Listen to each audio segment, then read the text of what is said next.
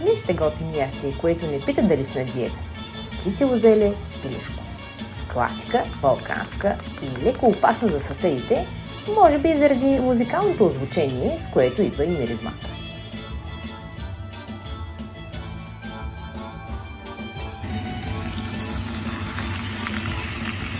Виждате, неравната битка с пилешките бучета приключи успешно, запържена до златисто в малко олио. Сега идва ред на най-важната част. Събираме всичко в тавата.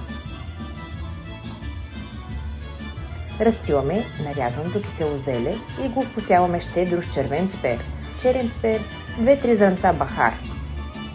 Слагаме бучетата да си полегнат върху зелето и разпределяме няколко листа дафинов лист. Сега идва ред на най-чаканият момент от всички баби. Заливаме щедро с олио, да има, че даже и отгоре. Влажничко, но много вкусно. Гаранция! Финално заливаме с зелев сок и малко вода, докато покрием зелето.